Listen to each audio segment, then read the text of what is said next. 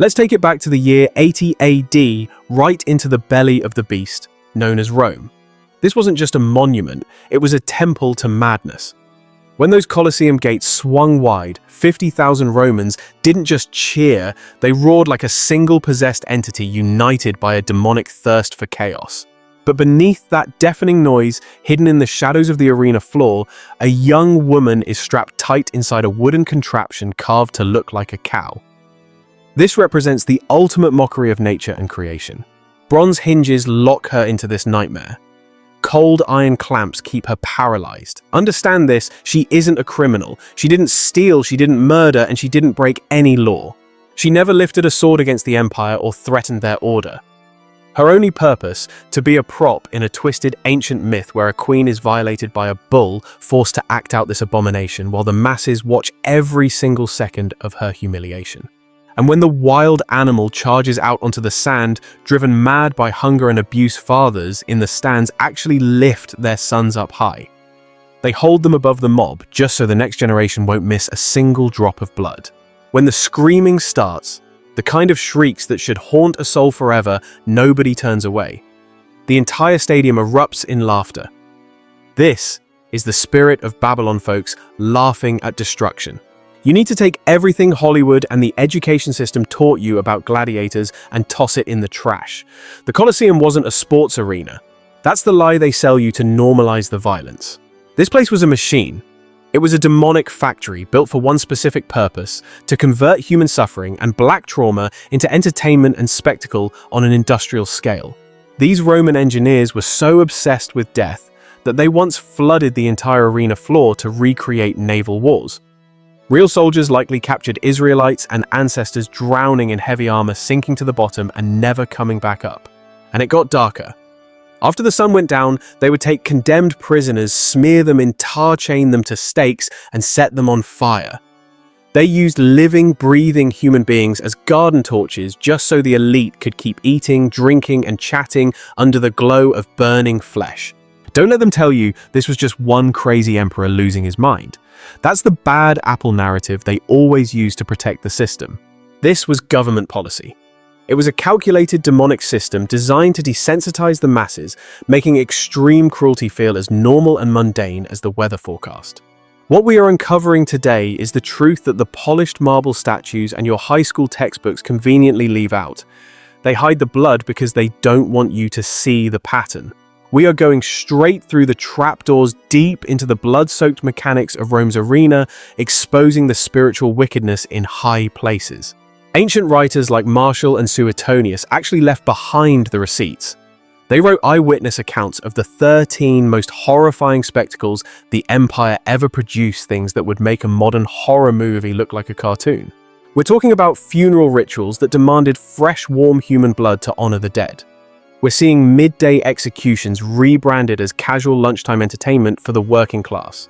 They staged theatrical recreations of pagan myths, but the actors didn't fake their deaths. The dying was real. The blood was real. It was a snuff film performed live for 50,000 people. Before we dig any deeper into this pit, I want you to drop your city and country in the comments right now.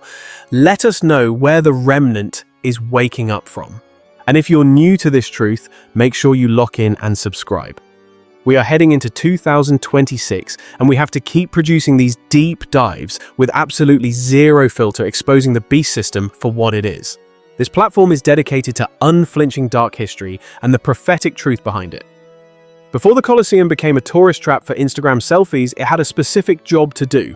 And that job was born from a tradition that goes back way further than the Roman Empire. It goes back to the old Canaanite practices, the blood rituals that have plagued our people for millennia. When a Roman nobleman died, his family felt they owed him something. They didn't offer prayers or build a nice marble statue. No, the debt was paid in blood, real human blood. In the earliest days, they would butcher captives right there at the graveside. The belief was that the dead man's spirit needed a blood sacrifice, so he wouldn't have to cross into the afterlife alone. It's witchcraft, plain and simple. The Romans had a specific word for this obligation, munus. It means a duty, a tax, a debt to the dead. And just like the modern banking system, this debt grew interest that nobody could afford to stop paying. The first time this blood debt turned into a public event was back in 264 BCE. This is the origin of the distraction tactics we see today. Two brothers were burying their father, a former high-ranking politician named Decimus Junius Brutus. They wanted to make a statement. Instead of mourning quietly like normal human beings, they hired 3 pairs of men to hack each other to death right in front of the tomb. This was the spark. There was no stadium yet, no luxury seats. Just a city square, a ring of sweaty bodies pressing closer and innocent blood soaking into the dirt. In that moment, Rome stumbled onto the ultimate tool of control. They found the perfect cocktail of grief, social status, and spectacle. It was the birth of the bread and circuses that keep the masses asleep to this day. Once the powerful elite saw what happened to a crowd that tasted violence, the math was simple. 3 pairs made the people talk. 10 pairs made the people worship you like a god. 50 pairs. That made you untouchable. The fights moved out of the courtyards and into hastily built wooden arenas because the bloodlust was growing too fast to contain. And before long, nobody even pretended this was about mourning the dead anymore. Politicians started throwing these events like campaign rallies. Does that sound familiar? They would invoke some long-dead relative nobody even remembered, just as an excuse to flood the streets with posters and propaganda. The real message wasn't grief or honor, it was a flex. The message was, look how much death I can buy. Look how many lives I can waste. Now vote for me. It's the same spirit running politics today. Behind the spectacle, an entire economy of death took root. You needed bodies to feed the machine, so they built training camps for slaves and prisoners of war our ancestors sold into the system. Even desperate free citizens, crushed by debt and poverty, signed away their lives in contracts that legally turned them into property. They sold their souls for a chance at survival.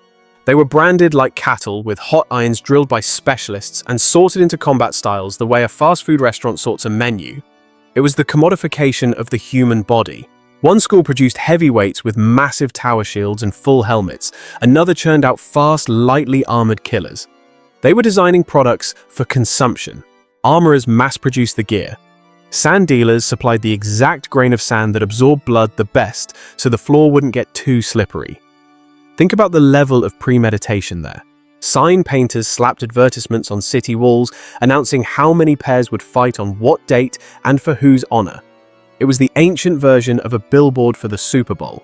It always included a promise at the bottom that money was no object. The Munis had become a full-blown industry, a precursor to the prison industrial complex we see right now. Landowners sold their prisoners directly into the pipeline.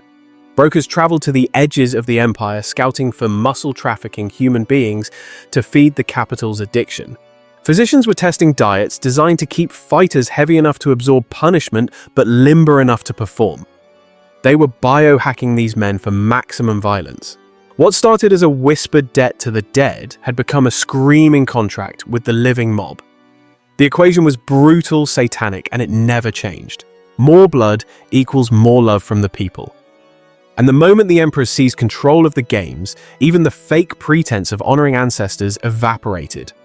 It became pure worship of the state and the beast system. The empire itself didn't just decay, it morphed into the very dead patriarch they claimed to serve, becoming a spiritual graveyard that demanded the worship of the living. That arena transformed into the single most critical altar in all of Roman civilization.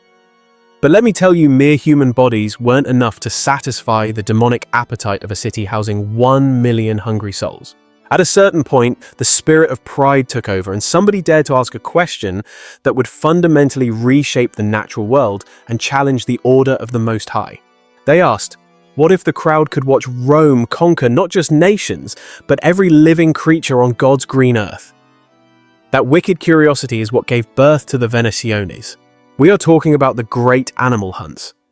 When Titus opened the gates of that Colosseum around the year 80, the ancient historians tell us that 9,000 distinct creations of God were slaughtered in a blood ritual lasting a full 100-day festival. We saw the destruction of lions, leopards, bears, crocodiles, and rhinoceroses, beasts that had no business dying on that sand. When you look at the tallies, it reads less like a celebration and more like a casualty report from a full-scale war waged against nature itself. pulling off a feat that evil required a supply chain of misery that stretched its tentacles across entire continents. Deep in North Africa, hunting teams dug massive pits, disguising them with branches to deceive and trap the kings of the jungle. They strung nets across migration corridors wide enough to snare entire prides at once. Majestic elephants were terrorized into wooden corrals using walls of fire and jabbing spears. Even along the Nile, hippos were harassed right out of the river and forced into cages that sat half submerged in the muddy shallows. Every single capture was a gamble with death. Hunters were crushed under hooves, shredded by claws, and dragged beneath the water, never to be seen again. That is the price of messing with creation. But the paychecks were enormous because Rome was addicted to suffering, and they bought that pain in bulk. Then began the transport of the doomed. Caravans hauled these caged spirits to port cities along the coast: Carthage, Alexandria, Caesarea, the hubs of the beast system. The creatures were loaded onto reinforced cargo ships equipped with custom-built holding pens designed to suppress the wild. Crossing the Mediterranean was a nightmare for everything breathing on board. Animals starved in the darkness of the voyage, and legs snapped like twigs when the storms hit. In their panic, the beasts thrashed until they broke their own necks against the iron bars, choosing death over the chains of Rome. The Roman accountants logged these losses the same way they logged rotten grain shipments. It was just overhead to them, just the cost of running the show in the year of the beast. Once those ships finally docked in Italy, the survivors were thrown into holding compounds on the outskirts of Rome, waiting for the end. The keepers burned through mountains of meat fodder and fresh water every single day. Each day an animal took a breath, it was money evaporating from the state's pocket. So, the logistics teams planned the hunts down to the hour. On the morning of a major blood ritual, handlers drove the animals through underground tunnels into the dark labyrinth beneath the Colosseum floor. Massive elevators, powered by the sweat and broken backs of slave teams, hoisted the cages up to hidden trap doors. And when those doors finally cracked open, a lion didn't just stroll out into the sunlight. It erupted into a blazing white oval of sand surrounded by 50,000 screaming human beings. The audience didn't come just to watch animals bleed out. They were there for something darker. They wanted to see domination turned into theater. You had hunters with javelins taunting wounded beasts, mocking the power of the wild. Archers picked off animals from the safety of elevated platforms. Sometimes unarmed prisoners were shoved into the sand, first serving as mere appetizers for the slaughter. The whole production was imperial branding at its most visceral, a display of absolute power over life.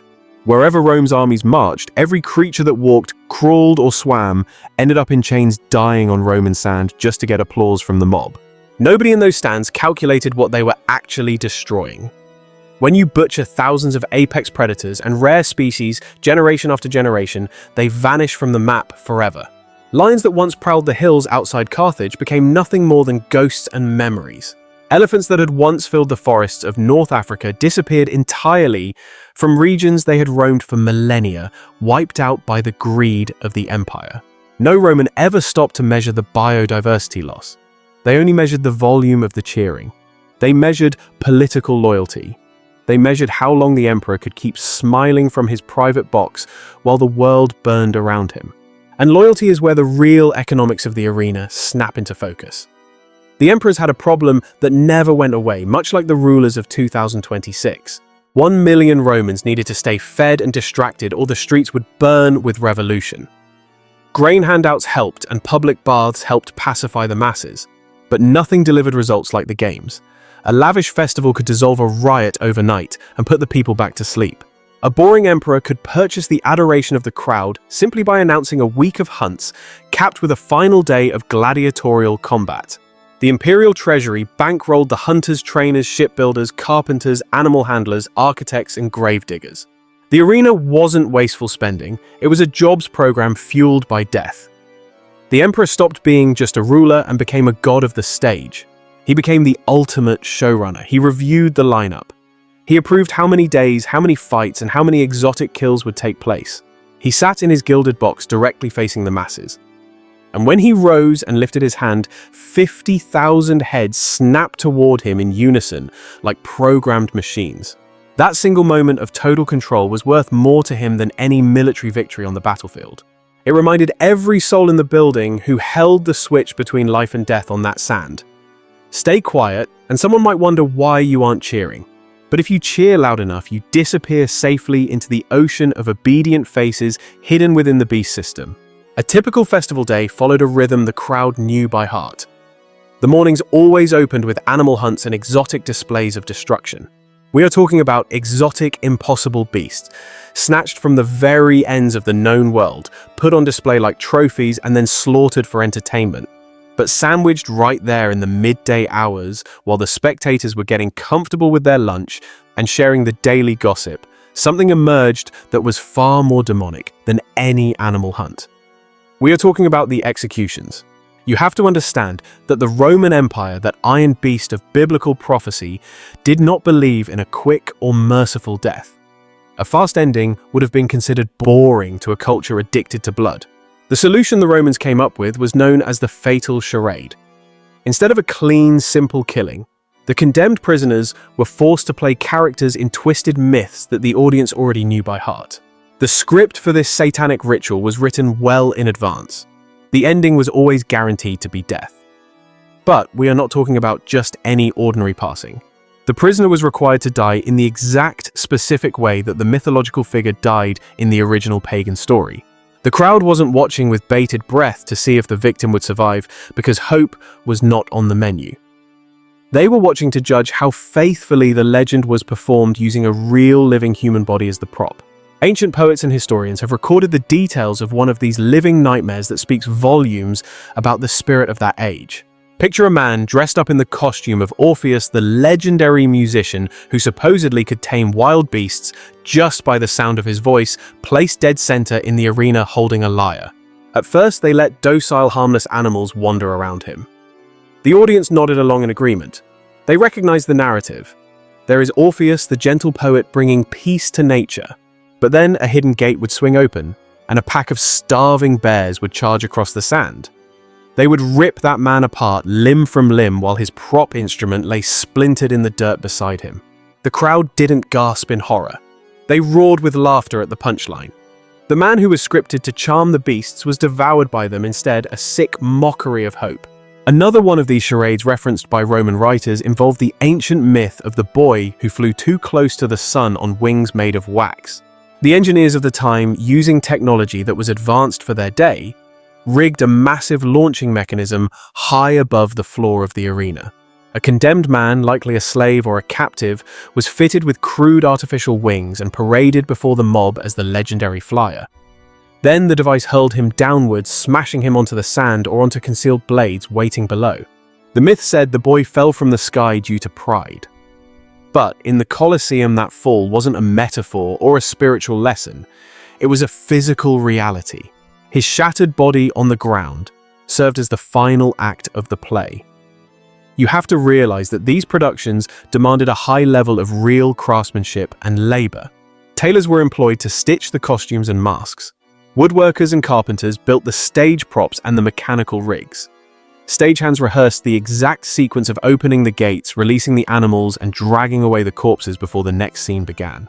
Every single beat was choreographed so the audience would experience a moment of surprise, then shock, and finally the demonic satisfaction of a story completed with blood.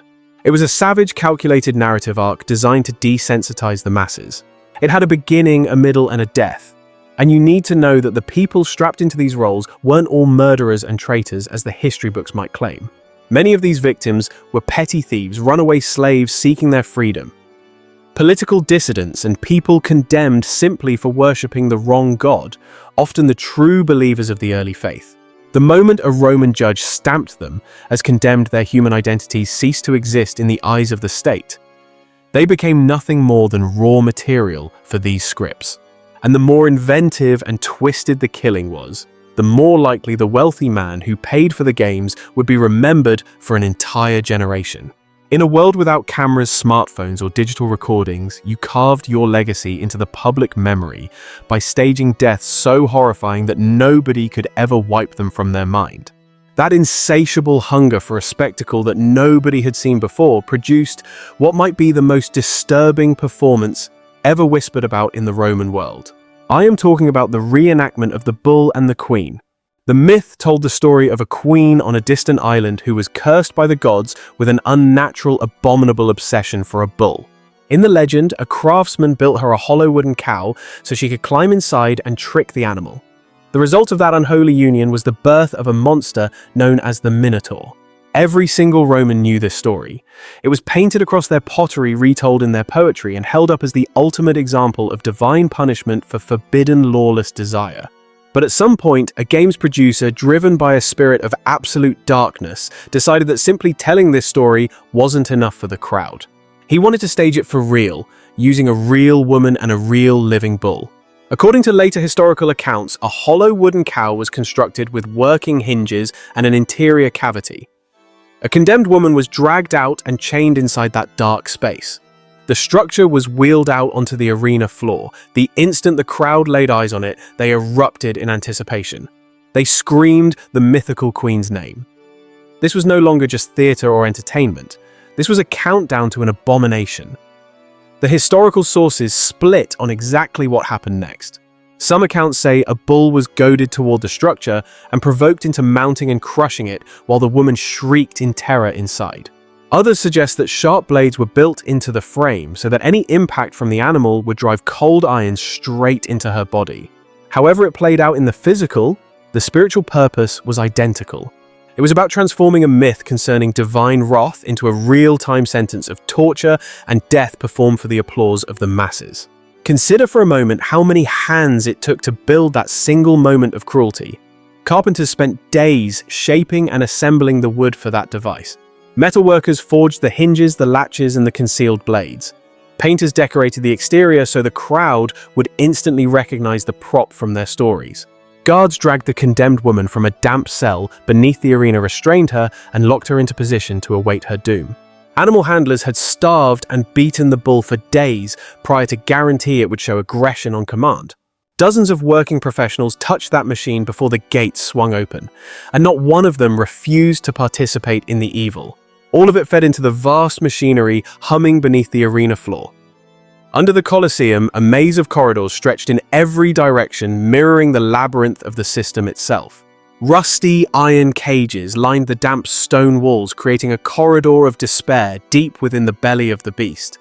The atmosphere down here wasn't just stale, it was thick with the stench of nervous sweat, animal filth, and the palpable heavy spirit of sheer terror. High above their heads, layers of sand hid the trap doors, mechanical ramps, and hydraulic elevator platforms that the elites used to stage their deceptions. Between the rituals of bloodshed, teams of enslaved men were forced to rake the surface clean, spreading fresh white sand to cover the sins of the previous hour. Company physicians stood by in the shadows, holding red-hot irons ready to cauterize the wounds of the gladiators, but only the ones deemed valuable enough to the system to be kept alive for another round of torture. Everyone else, the broken, the used up, the unwanted, was dragged ruthlessly to the spoliarium, stripped of any dignity or possession worth reselling, and discarded like human refuse into the trash heap of history. You have to understand that every single minute of this demonic spectacle, someone was crunching the data. They were constantly asking how many prisoners are left in the holding cells to feed the machine.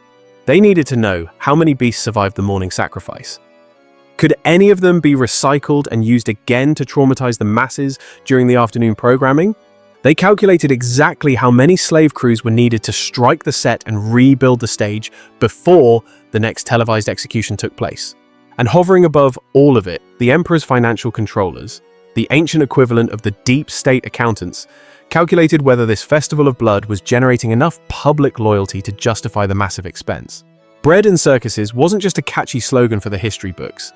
It was a specific line item in the imperial budget, a calculated psyop designed to keep the population fed, distracted, and spiritually asleep. Now, if something deep inside your spirit recoils at this description, then you understand exactly why we are here doing this work. We aren't just cataloging ancient atrocities for entertainment.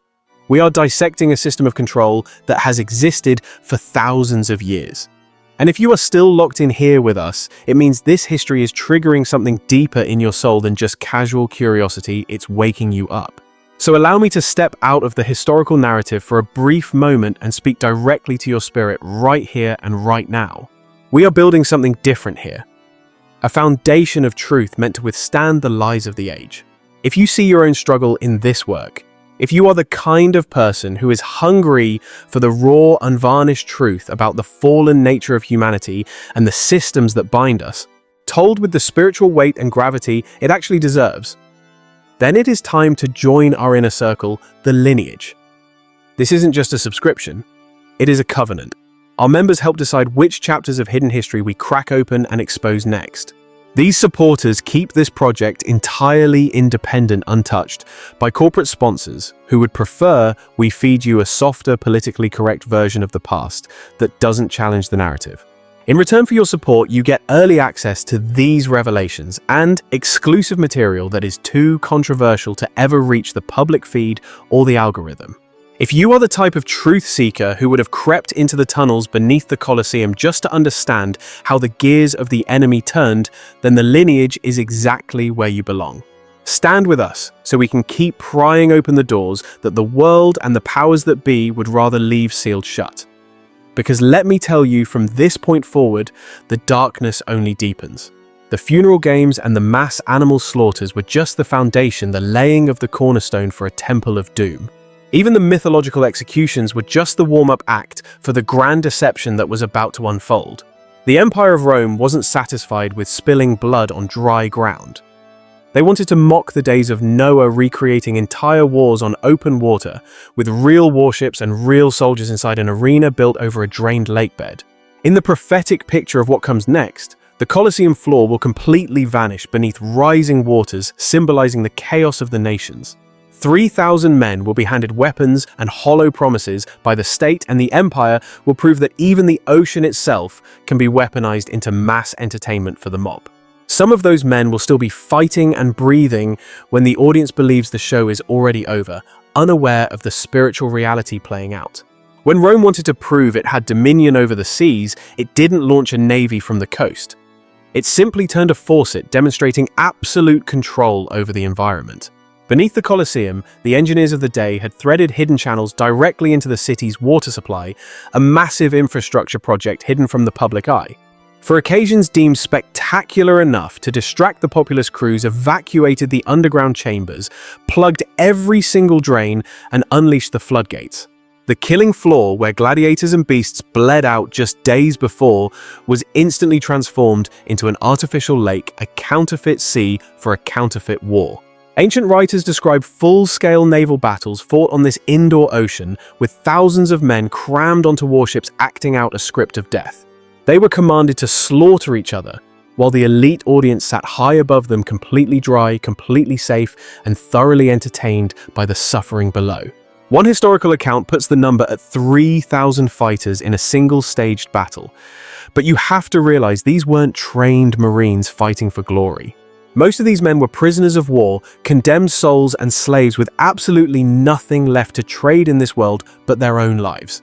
A handful were dangled the promise of freedom if they survived a classic lie of the system, while the rest understood there was no exit door on the other side of this nightmare. They were handed weapons, herded onto boats like cattle, and shoved out into water that could swallow them the moment they stumbled, because the heavy armor strapped to their bodies turned into an anchor the instant it got wet. From the upper seats where the wealthy sat, the spectacle was magnificent, a triumph of Roman engineering and power. Ships collided with bone-crushing force, oars splintered against wooden hulls. Bodies tumbled overboard and vanished beneath the murky surface, never to rise again. The crowd heard the battle cries, the sound of splintering wood and the slap of water against desperate hands trying to stay afloat, treating it all like a game. From that safe distance, the men dying below were nothing more than pieces on a board game, expendable assets in the Emperor's grand design. But down on the water, every second was a brutal calculation between fighting the enemy and drowning in the abyss. The basin was shallow enough to stand in some places, offering a false sense of hope. In other spots, an unexpected dip in the floor could pull a panicking man under before he could even scream, dragging him down into the dark. Staging these water wars demanded the same merciless precision and logistical planning as everything else the arena produced for the masses. Architects had to engineer a basin that could flood and drain on a tight schedule, while gangs of slaves operated the massive water gates by hand, unseen by the crowd. Ship crews had to inspect the hulls, count the weapons, and tie off the rigging, ensuring the theater of death went off without a hitch. Once the killing ended, the water had to disappear fast, because the same arena might need dry sand for a beast hunt or a gladiator bout. By the end of the week, the cycle of distraction never stopped. When you peel back the layers of that magnificent indoor ocean Rome built, you realize it was never just about engineering. It was a distraction mechanism, a cold, calculated entry on a production schedule designed to keep the masses asleep while the empire burned. For the brothers and captives forced onto those boats, that shimmer of hope was nothing more than a cruel prop, a scripted lie given to them by the system. They were literally coached to beg for mercy, rehearsing lines to feed the ego of an emperor who had already signed their death warrants. Others were fed the delusion that if they just fought hard enough, if they showed enough bravery, the system might grant them freedom. But deep down, the crowd knew the truth, and the Senate, the shadow government of that day, knew exactly how the game was rigged. The emperor absolutely knew the score because he wrote the rules. But you have to understand, the spirit of Babylon always demands a narrative to justify the slaughter. They had to sell a story to the people to make the bloodshed palatable. It was the ultimate deception war surrender, and the beautiful poisonous lie that your courage could somehow rewrite a script that was finished before you even stepped onto the stage. And look at the aftermath. When the chaos settled and the so-called winner was chosen by the elite's whim, the bodies of the fallen were just debris. They fished them out of the water like trash, or left them to rot until the basin drained, while low-level workers hauled the corpses away to clear the set. The ships were towed back into the shadows, and the arena floor was scrubbed clean, covered in fresh sand to hide the blood, resetting the stage for the next scheduled atrocity. It's the same cycle we see today: wash, rinse, repeat the trauma. The message they were sending is impossible to ignore if you have eyes to see. They were telling the world that even the seas, even the forces of nature could be summoned, exploited, and discarded whenever Rome felt like flexing its power. But if those naval battles showed us cruelty on a massive industrial scale, what came next was a direct attack on the soul, targeting something far more intimate, the very definition and sanctity of womanhood itself. You see, in the public squares and the law courts, these Roman moralists loved to preach about family values, celebrating a very specific, controlled image of what a woman was supposed to be. They pushed the image of the virtuous matron, modest, staying in the house, silent, devoted to weaving wool and raising children. That was the tradition they claimed to protect. But that was just the public relations version, the mask they wore. Once you stepped inside that arena, the mask came off, and a completely different demonic depiction of the female figure was paraded out for consumption. We are talking about women armed to the teeth, exposed and bleeding, just to get a reaction from the crowd. These female gladiators were real, known in the Latin text as gladiatresses, and they represent the total degradation of the feminine spirit. It was rare enough to feel taboo, like a transgression against nature, and that rarity was exactly what the system capitalized on. They wanted to shock the conscience just enough to destroy it. These sisters were typically booked as novelty act sideshows during special events, treated like freaks in a circus, rather than human beings made in the image of the Most High. They forced them to fight other women, or worse, unleashed wild beasts and male dwarfs upon them in twisted matchups, designed specifically to mock them, provoking shock and sick amusement from the masses. The ancient records tell us that their armor was stripped down on purpose. This wasn't about protection, it was about exposure. They gave them lighter gear, tighter fittings, and removed key pieces to leave them vulnerable. The objective was clear: make their bodies the focal point of the performance, not their skill. It was the ancient version of pornography mixed with murder, marketed as a forbidden spectacle for the elite. The audience didn't just come for the violence, they came for the spiritual degradation. They showed up to watch the humiliation of the human form. Just picture the absolute hypocrisy of it all. You had senators who spent their days giving lectures about female virtue and moral standing under the sun. But as soon as the sun went down, those same hypocrites sat under the emperor's canopy, salivating while they watched enslaved women fight for their lives in outfits designed to strip them of their dignity. When a female warrior stumbled or took a blade to the flesh, the crowd didn't feel pity or compassion. No, it triggered a hunger, a demonic bloodlust that fed on her pain. Her suffering was the fuel for their voyeurism. To add insult to injury, the system gave some of these fighters stage names based on mythical warrior women, mocking their actual identities. They would plaster promotional graffiti on the city walls, advertising these bouts between so-called Amazons, hyping up the event like a modern-day pay-per-view special. The organizers knew exactly what they were peddling. It was a fantasy of wild, dangerous femininity that had to be tamed and brought to heel by the iron fist of Roman power.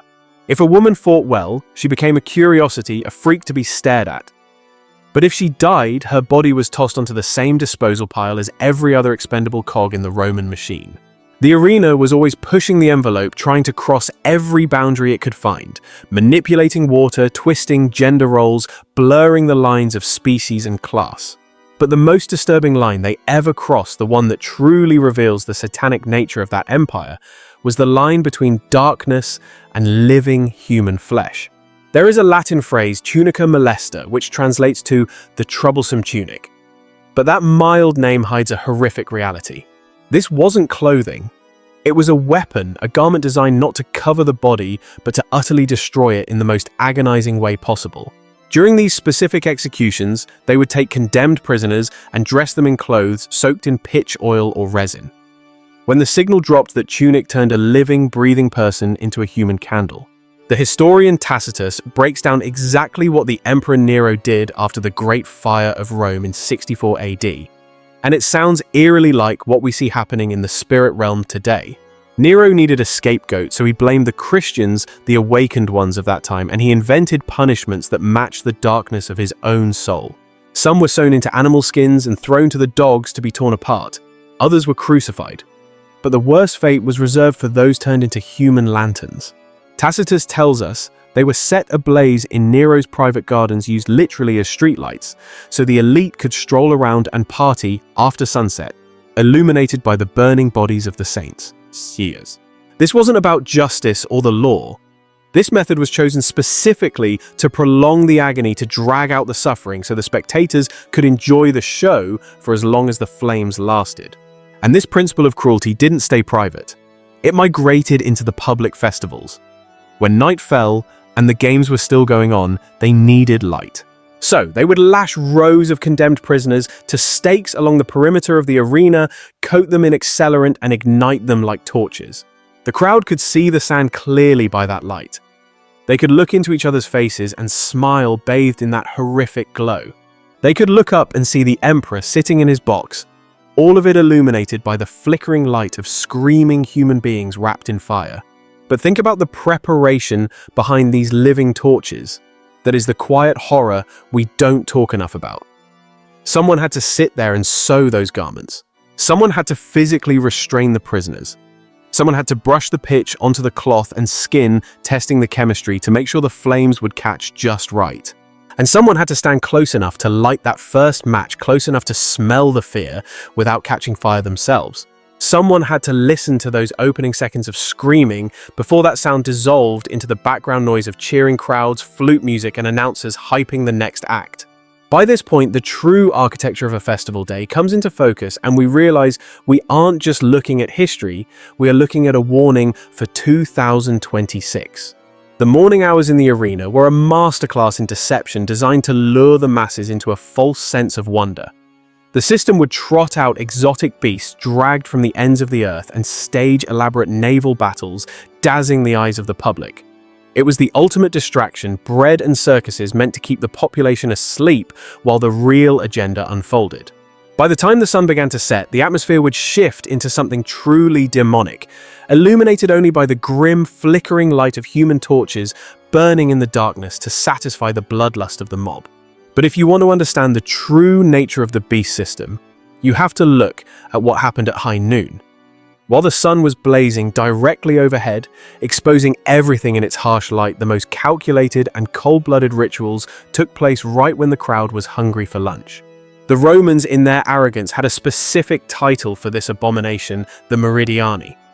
It was the midday interlude, but let's call it what it really was, the hour of systematic extermination where the mask of civility finally slipped off. While the spectators sat there casually munching on their bread and figs, completely desensitized to the horror unfolding in front of them, helpless souls, stripped of all armor and dignity, were herded onto the blood-soaked sand.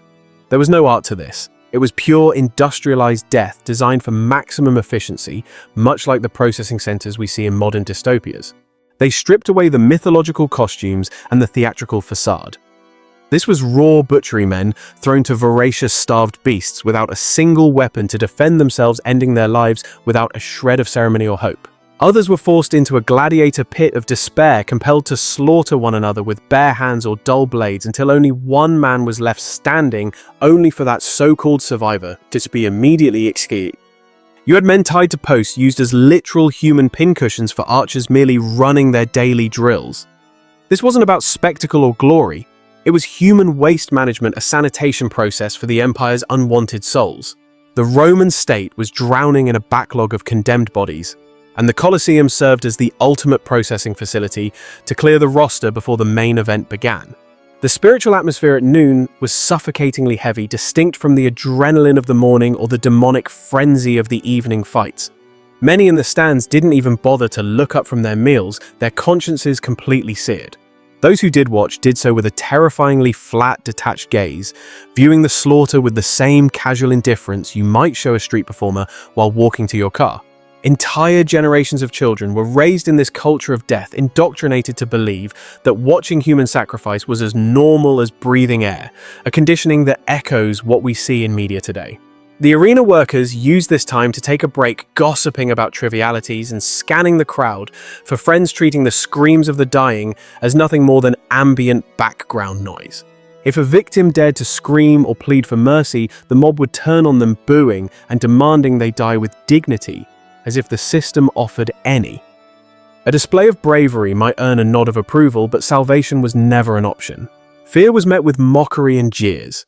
This was a psychological operation programmed into every row of that stadium, specifically targeting the slaves and the poor huddled in the cheap seats at the very top. The message was clear and unmistakable. The state is God, and it can crush you, erase you, and discard you precisely when it chooses. And when that judgment comes, your own neighbors will sit there and watch it happen while they finish their lunch. But what happened after the slaughter is perhaps the most chilling detail of this entire satanic ritual. Once the blood began to congeal on the arena floor and the producers needed a clean stage for the next act of violence, the cleanup crews would rush out with meat hooks and shovels. They dragged the remains to a dark chamber hidden within the bowels of the stadium, a place known in Latin as the spoliarium.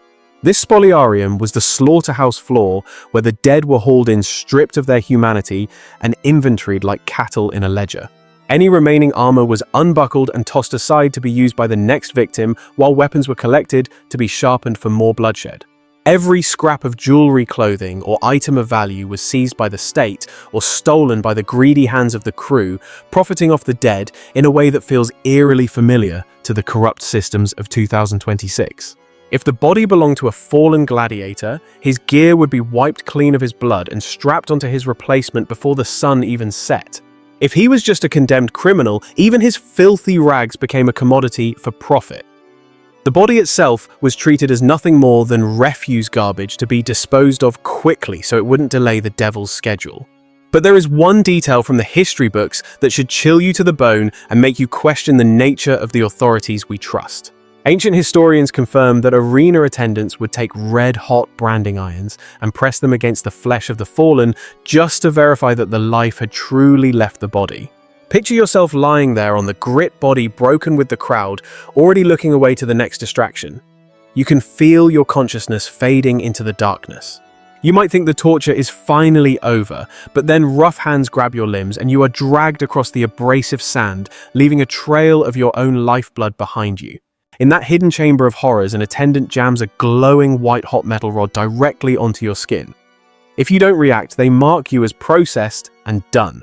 Then they drive a massive meat hook through your ankle or shoulder and drag your carcass onto the pile like a slab of beef. But if you flinch, if your nervous system fires off one last spark of life in response to the burning iron, you don't get medical attention or mercy. Your reward is a dagger to the throat or being dragged back out to the sand to be butchered properly for a crowd that has already forgotten you ever existed. Even the sacred line between life and death was violated to serve the production schedule of the empire. Consider the spiritual toll on the men who did this work. Day after day, their entire existence revolved around stabbing, burning, and dragging human bodies just to keep the show running on time. These weren't executioners carrying out a solemn duty of justice. They were cogs in a machine of death. They were mere stagehands in a theater of death, forcing split-second decisions on who lived and who died, not based on righteousness, but simply because the next act required an empty stage. Most people would have tuned out by now, unable to handle the gritty reality of what I'm saying. But if you are still watching this, it tells me that you are awake to the reality of the world we live in. You don't turn away from the hard truth just because it's disturbing. You are seeking to understand the depths of depravity that humanity is capable of when cruelty becomes state policy. And for those of you who have eyes to see and ears to hear, there is a resource I need to put in your hands. Check the pinned comment below. I've posted a link to a physical book that I believe is essential reading for the times we are living in. This isn't some fluffy paperback you pick up at the airport and forget. This is a heavy, unflinching archive of the darkest chapters of human history. It has real weight to it. Page after page, it documents the most ruthless tyrants and the bloodiest turning points in our timeline. It exposes the buried secrets and the mechanisms of control used by civilizations across the globe, all compiled into one relentless collection that reveals the blueprint of tyranny. If you know someone who is hungry for the truth and wants to understand where we are heading in 2026, by looking at where we've been, this is the book that will open their eyes. Or perhaps you are part of that remnant. Maybe you are the watchman on the wall who keeps a physical record like this on the nightstand, studying a chapter before you pray at night. You let the dark history of the past shake your spirit just enough to remind you of exactly what the fallen nature of humanity is capable of constructing when God's restraining hand is lifted. This book was forged for that specific purpose. It does not vanish into the cloud or get deleted by a digital censor in some massive online library purge.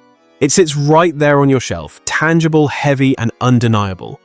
If the message we are broadcasting about the true nature of history and the coming times resonates with your spirit, you need this physical evidence in your arsenal.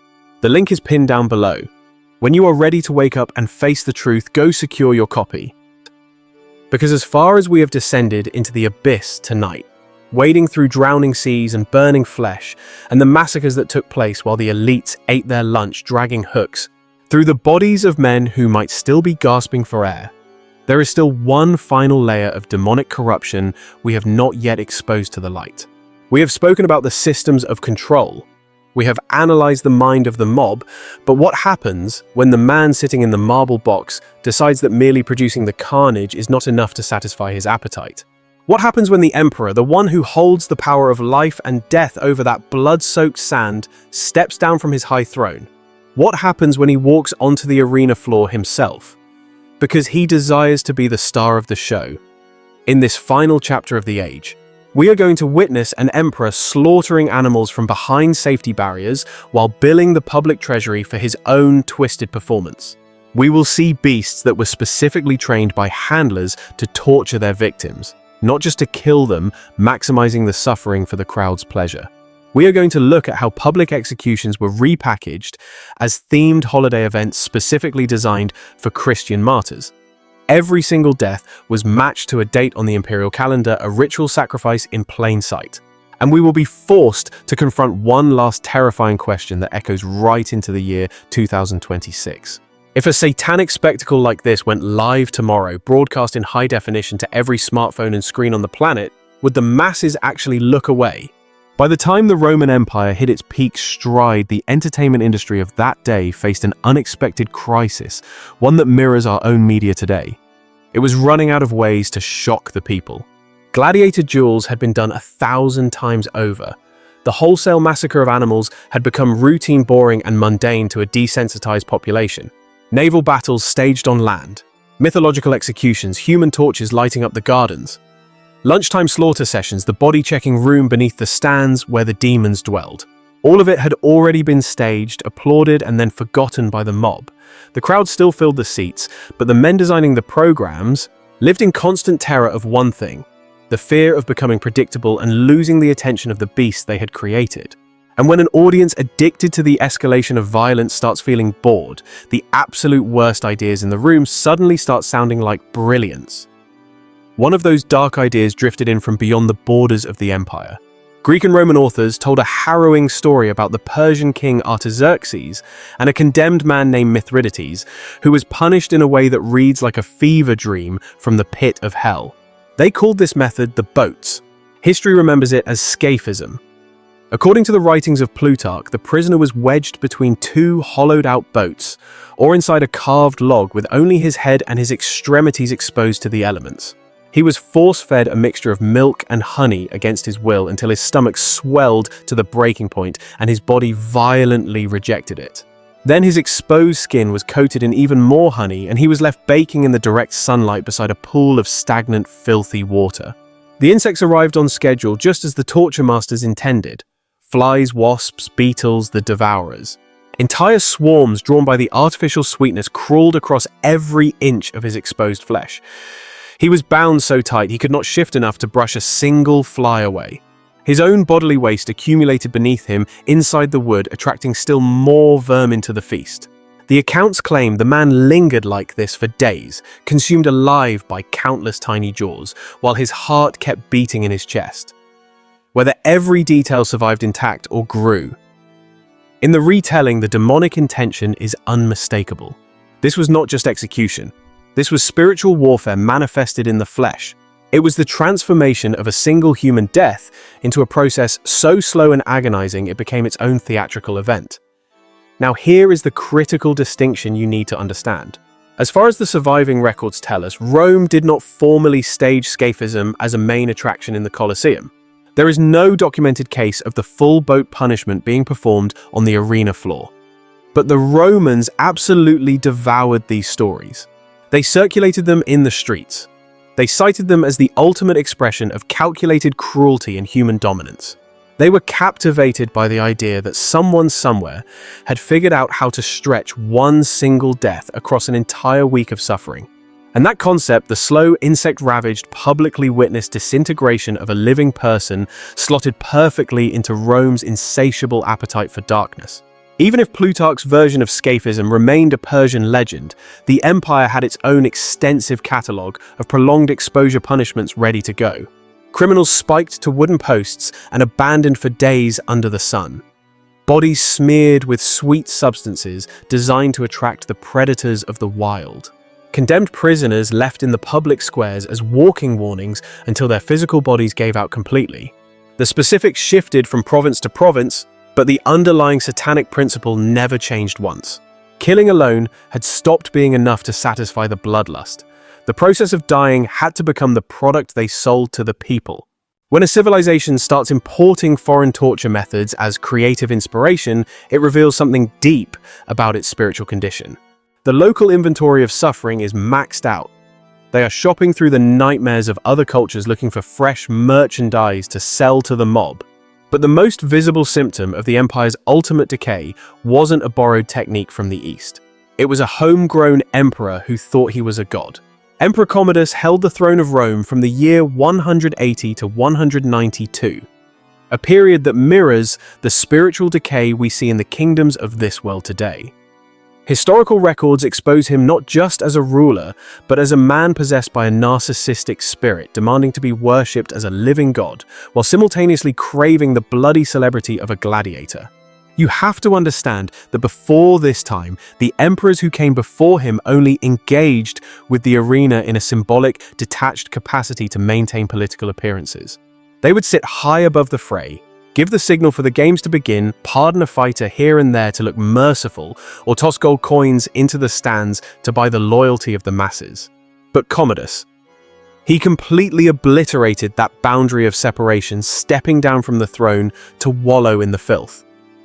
He refused to just oversee the rituals of death.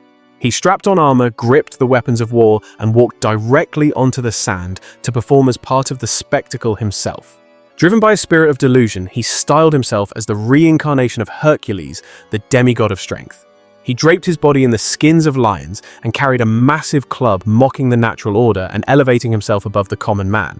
He even commissioned statues portraying him in that mythic idolatrous pose to cement his image in the minds of the people. Yet for all his posturing, the reality was that his heroics in the arena were manipulated and stage-managed down to the very last detail. There was no true bravery in his heart. He slaughtered wild animals from the safety of elevated platforms, ensuring he was completely out of reach from any beast that might fight back. Historians like Cassius Dio describe the pathetic scene of the emperor standing on a raised walkway, methodically spearing bears, lions, and leopards, creatures that had already been broken, starved, and weakened before they ever saw the light of day. These animals were chained down or penned in so tightly they couldn't even turn around, let alone defend themselves. In one notorious session of bloodlust reports, say he butchered 100 bears in a single day, a testament to his unchecked depravity. He achieved this grim tally not by confronting the beasts face to face like a warrior, and not by entering their space, but by standing at a comfortable, cowardly distance where he faced zero risk. He stood there stabbing them one by one while the entire city of Rome watched in silence. It was nothing short of industrial-scale slaughter repackaged and sold to the public as personal heroism and divine strength. The wickedness didn't stop there. He also took a twisted pleasure in using arrows with razor-sharp crescent tips to sever the heads of ostriches while they were running in mid-stride. Then, in a display of pure tyranny, he would march over to the section where the senators sat holding the dripping heads toward them, making sure every man in a toga understood the implicit violent threat being communicated. The message was loud and clear that Blade could aim higher at the neck of a senator any time he wished.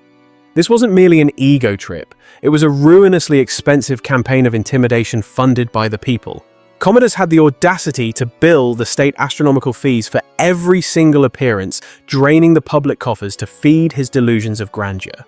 He declared that each time he set foot in the arena to play gladiator, his compensation should match the entire payroll of a Roman legion, effectively robbing the treasury to pay for his hobby. The treasury hemorrhaged gold and resources to fund his elaborate costumes, his private hunting expeditions, his stockpiles of exotic animals, and his endless schedule of narcissistic performances. Normal commerce and trade ground to a complete halt during his shows.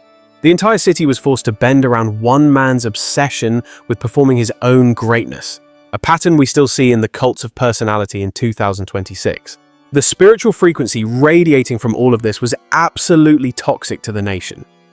An emperor was anointed to govern the land, adjudicate the law, and command with wisdom.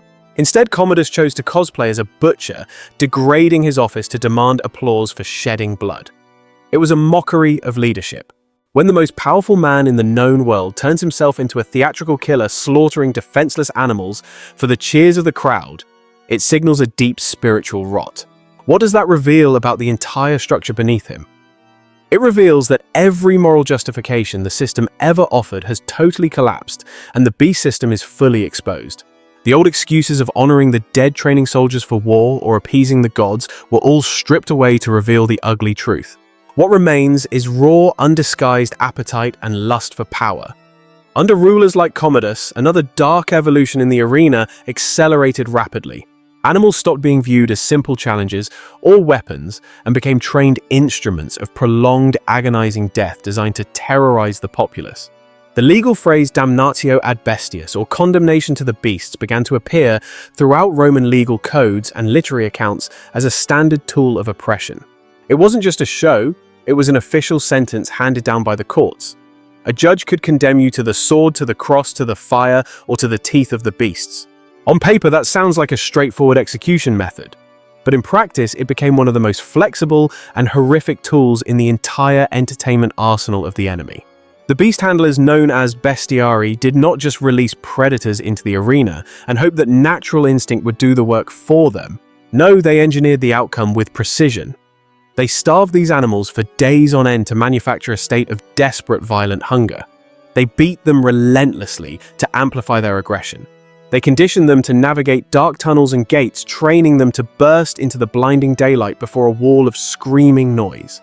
Some animals eventually learned to associate the arena floor with feeding time, because every single time that gate opened, a human body was waiting on the other side to be devoured.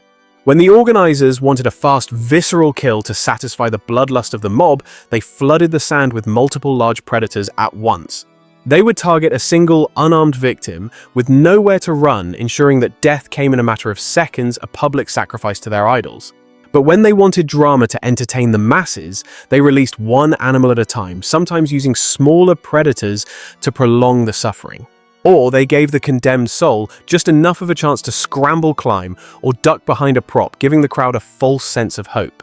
A prisoner might claw his way up a fake cliff face while a panther circled below, swiping and lunging, creating a spectacle of fear for the enjoyment of the wicked. From the safety of the stands that was seen as tension and high entertainment value. But down on the sand, it was pure terror measured in fading heartbeats. Some animals actually survived their first performance. If a beast made it through a show without escaping or dying of its injuries, the handlers patched its wounds and stored it for the next massacre. Over the changing seasons, this created a generation of lions and bears whose entire existence consisted of rusted cages and programmed killing. Their whole reality was defined by captivity, starvation, pain, and the deafening roar of thousands of people every time a gate lifted a perversion of God's creation. The crowd understood this dynamic perfectly. That was part of the attraction. They loved seeing the dominance of the system over nature and man.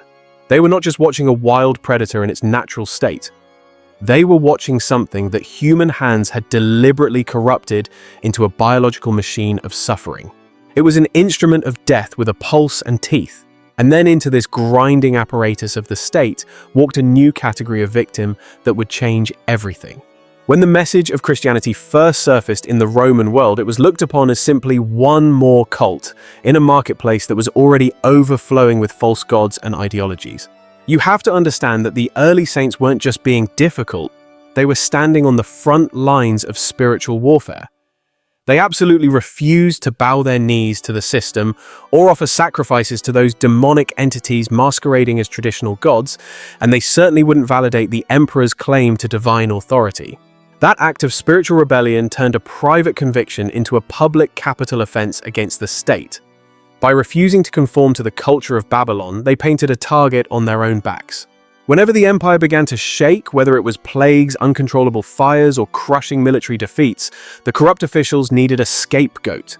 They immediately pointed their fingers at this stubborn sect of believers, claiming they had broken the spiritual protection of Rome. The narrative was always the same. These Christians had provoked the anger of the gods, bringing judgment upon the land.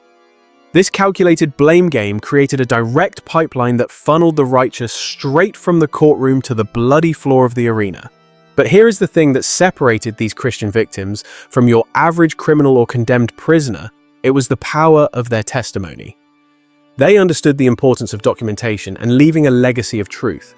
Many of these believers wrote detailed accounts of their own final days, or they had their brothers and sisters in the faith record their stories. They were controlling the narrative even as the system tried to erase them. Because of this, we possess a much more granular, gut-wrenching, and emotionally vivid picture of how these executions were produced. We can see through the veil of history to understand the mechanics of this evil. Take a city like Carthage, for example. We have records of martyrs like Perpetua and Felicity who were dragged before the public games, paraded in absolute humiliation to mock their dignity, and then savaged by wild beasts for the amusement of the mob. They were ultimately dispatched by a gladiator's sword, but only after the bloodthirsty audience had extracted every ounce of entertainment they could get from their physical suffering. You have to realize that the organizers planning these events didn't view them as sacred or meaningful in a spiritual sense. They were bureaucrats managing a schedule. To a Roman games producer, these precious souls were nothing more than inventory. To them, Christians were just another shipment of condemned flesh needed to fill a specific time slot in the day's programming. But the writers within the Christian community saw something else entirely. They saw the spiritual reality, a grotesque inversion of their faith, a satanic mockery staged as mass entertainment to desensitize the public. Over the decades, undeniable patterns began to crystallize. The system wasn't acting randomly. There was a dark design behind when and how these things happened. Executions were meticulously timed to coincide with public festivals and pagan religious holidays. On days set aside to honor deities associated with fire, they would deliberately burn Christian prisoners alive as a human sacrifice. On festivals celebrating the divine hunts of their false gods, the victims were thrown to the beasts to be torn apart limb from limb. It was ritualistic murder disguised as justice. The thematic matching was completely deliberate. The crowd experienced it as clever programming and thematic consistency, unaware they were participating in a dark ritual. But the condemned experienced it as a weaponization of the calendar itself.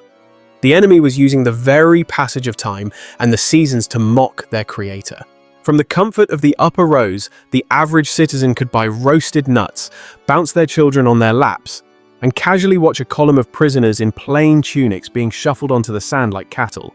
To the announcer on the mic, they were just the afternoon segment to keep the energy up. To the scheduling team, they were merely a line item on a spreadsheet sandwiched between the beast hunt and the main gladiator event. Yet to the condemned themselves, they were walking into glory.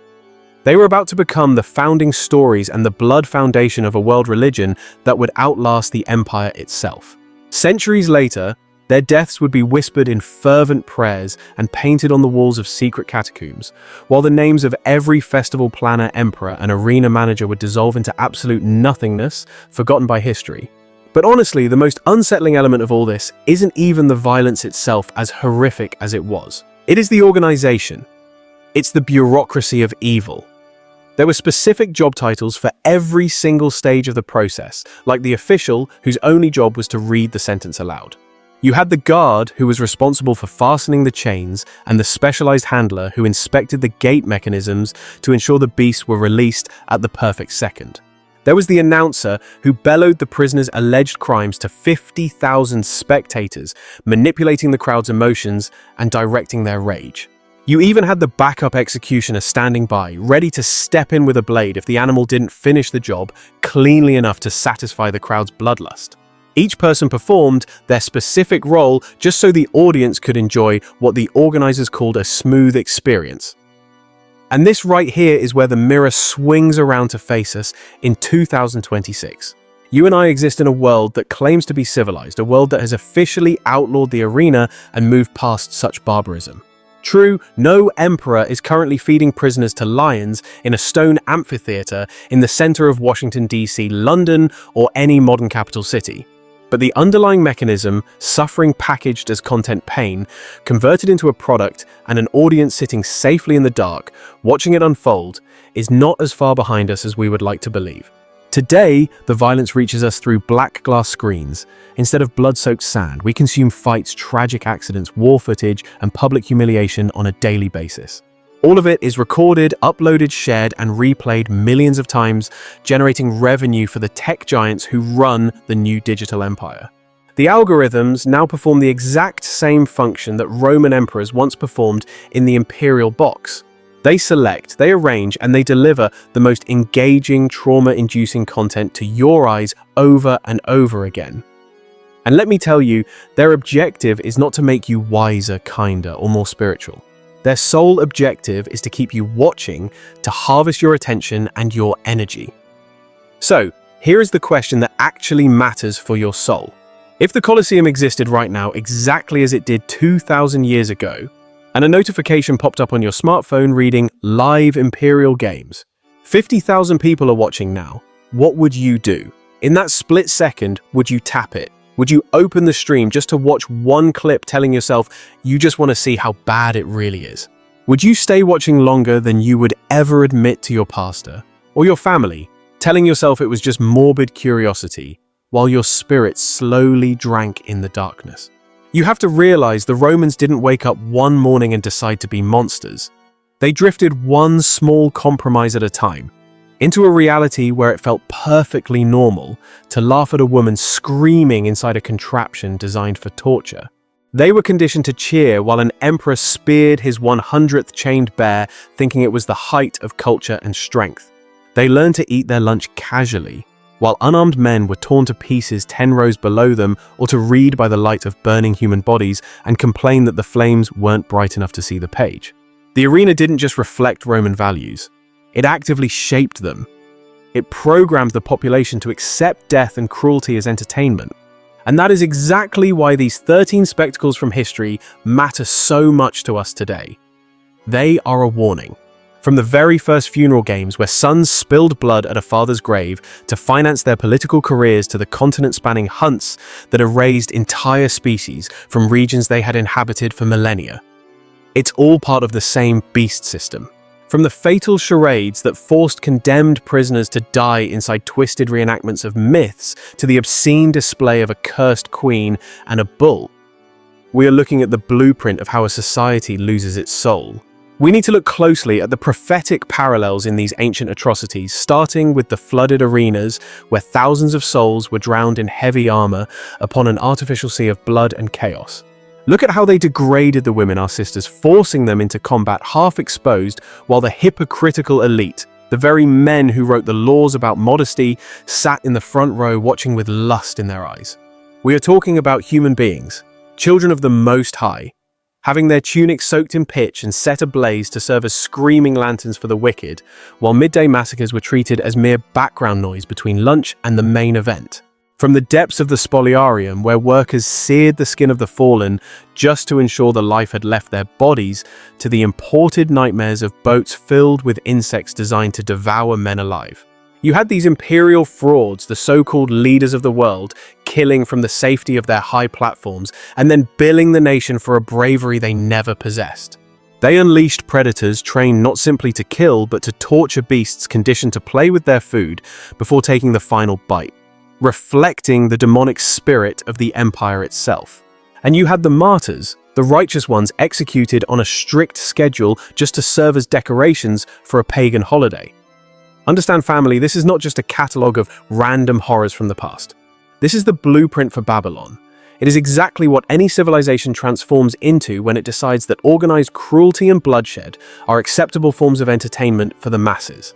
If you have walked this path with us from the opening gate down to the last body being dragged from the sand, then you know we are not here for cheap shock value or entertainment. You are here because you are waking up trying to understand the ugly and essential truth about what this species is capable of building when there is no fear of the Creator to say stop. And for that hunger for truth, for that spirit of discernment you carry, I want to thank you directly and sincerely. If you are ready for more history revealed like this, without the sanitization of the school system, without apology, and with the full crushing weight of what actually took place, then you need to make sure you are subscribed to this platform. Smash that like button right now so this message does not get buried by the algorithm in 2026. And send this specifically to someone who is still asleep. Someone who thinks Rome was nothing but marble columns, noble speeches, and high philosophy. The more our people confront this dark side of the past, the harder it becomes for the system to lie about what civilization actually looks like when the mask finally comes off. You have been tuning into the truest history breakdown on the planet. Stay curious, keep your spiritual eyes open, stay sharp in these times, and never stop asking yourself the hard question when you look at the worst things human beings have ever done to one another. If I had been sitting in those stands during the time of the Caesars, would I have been entertained, or would I have recognized the evil